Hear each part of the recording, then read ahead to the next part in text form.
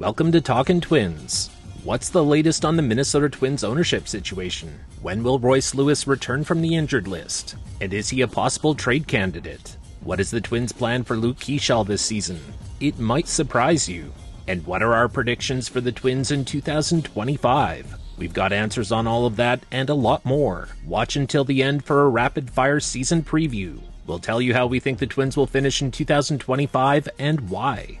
First up, a quick update on the Twins' ownership situation. For months, the Minnesota Twins have been on the market, but any hopes of a quick sale have hit a wall. The franchise, which is now valued at $1.5 billion by Forbes, is being shopped around by the Pohlad family at a lofty $1.7 billion asking price. This value is above market. That price tag, coupled by the Twins' hefty $425 million in debt, and Joe Pohlad's rumored desire to maintain influence post-sale, has scared off at least one big fish, billionaire Justin Ishbia. Ishbia, whose net worth is estimated to be in the $5 billion range, was the rumored frontrunner before suddenly pivoting to increase his stake in the White Sox. Was it simply an opportunity to invest in a larger market? Or did he balk at the Twins' financial burdens and the Pohlads' demands? The answer likely lies somewhere in between.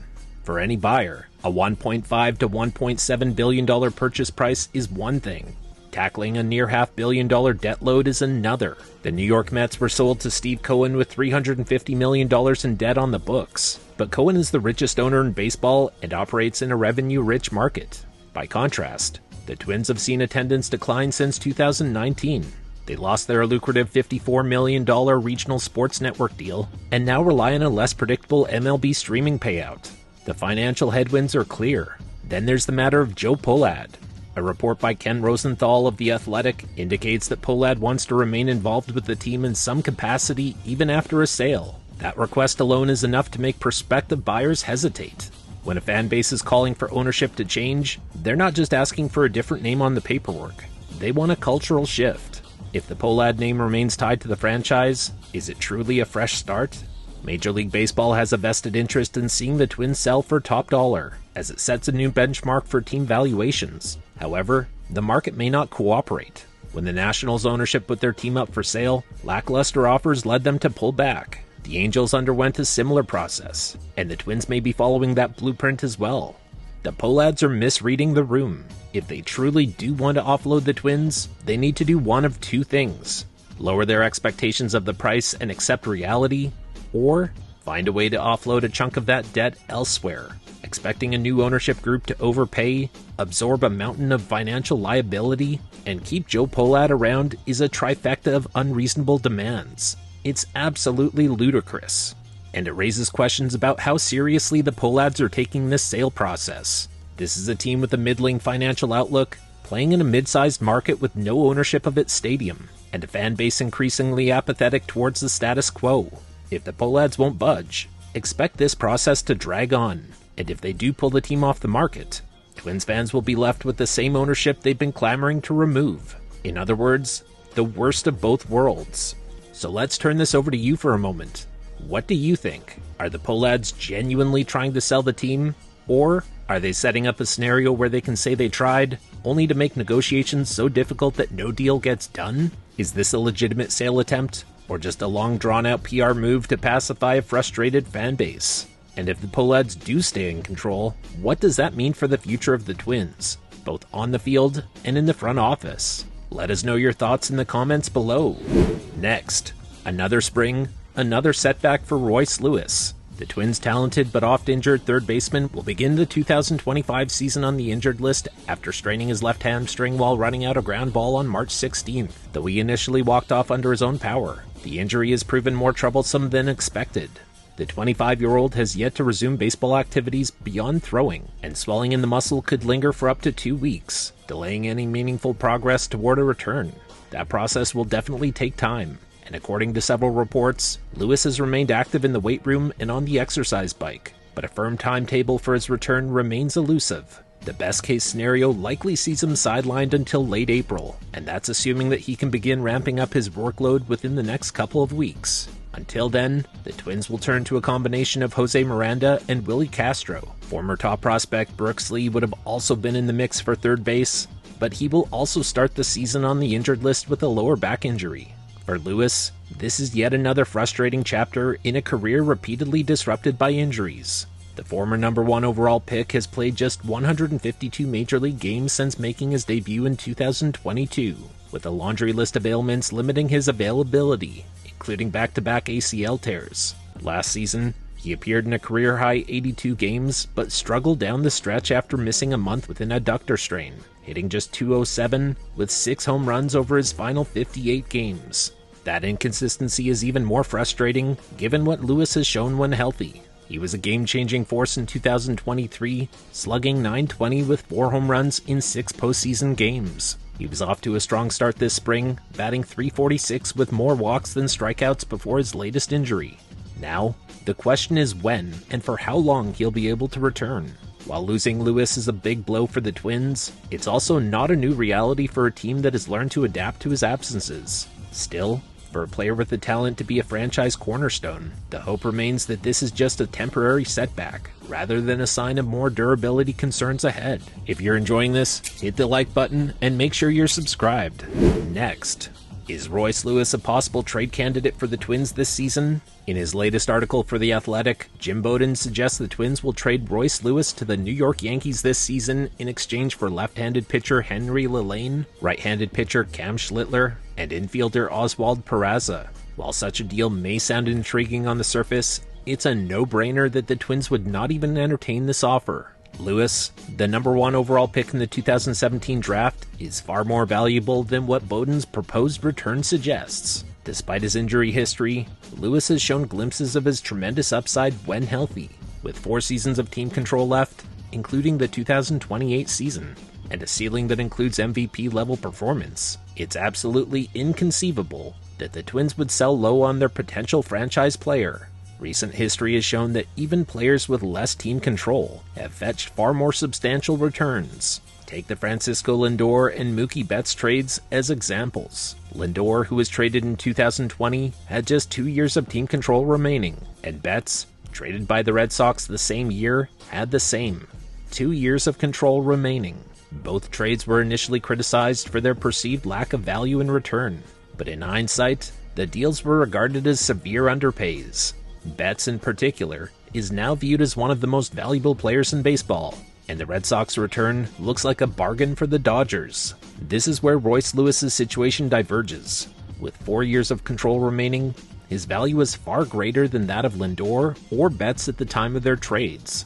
While the Twins have significant infield depth, Brooks Lee, Jose Miranda, and Willie Castro in the majors, plus top prospects Kalen Culpepper and Brandon Winokur waiting in the wings, it would still be hard to justify trading Lewis unless an offer that truly reflects his full value comes across the table.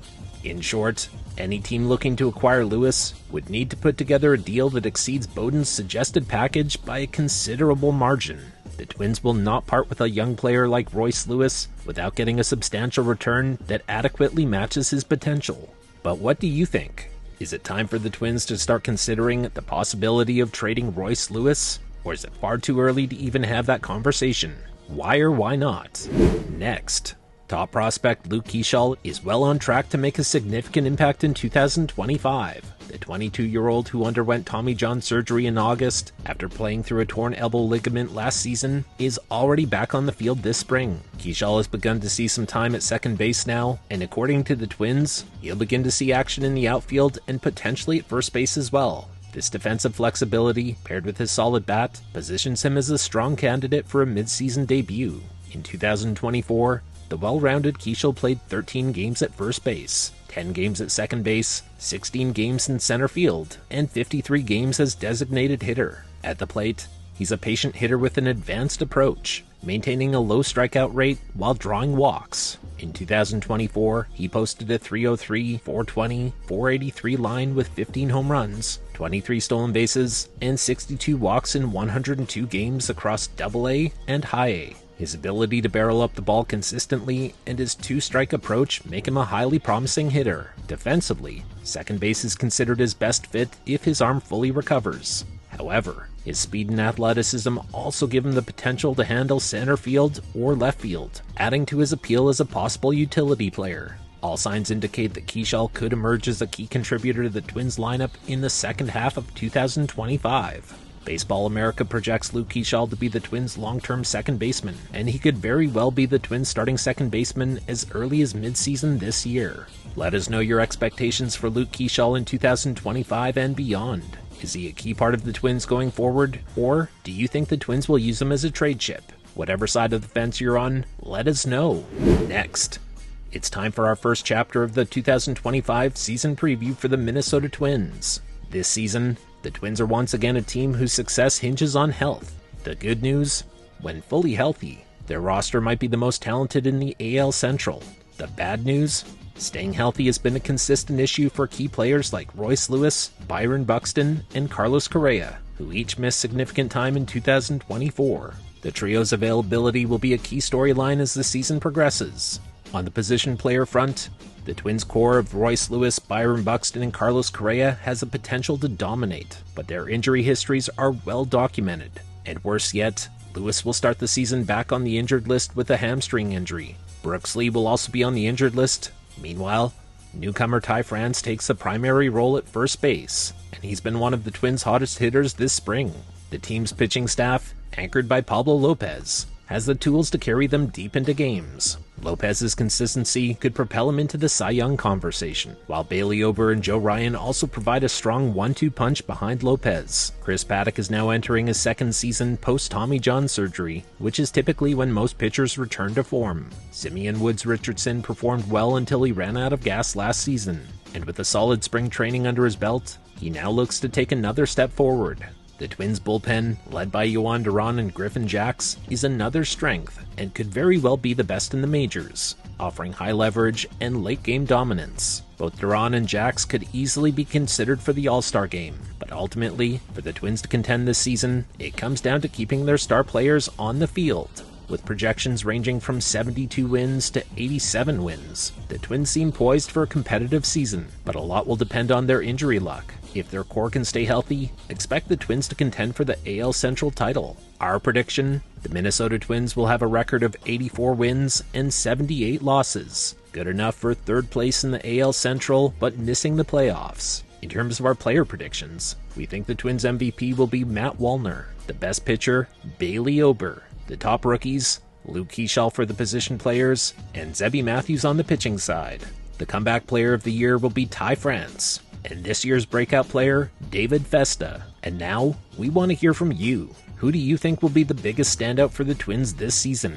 Will Royce Lewis finally overcome his injuries? Can Byron Buxton stay on the field for more than 100 games? And what about Carlos Correa? Will he bounce back from another injury-riddled season? Got any bold predictions or hot takes? If so, sound off in the comments down below. Will the Twins surprise everyone and dominate the division? Or are they destined for another season of what could have been? Drop your thoughts in the comments. Let's get the conversation going as we gear up for what could be a thrilling season of Twins baseball. And there you have it. You've made it to the end of this episode, and we really appreciate that. Hit the like button down below. Then take just 1 second of your time and make sure down below that you are subscribed to this channel. We ask that you do, because that guarantees that we definitely get to see you back here next time. Thanks for watching.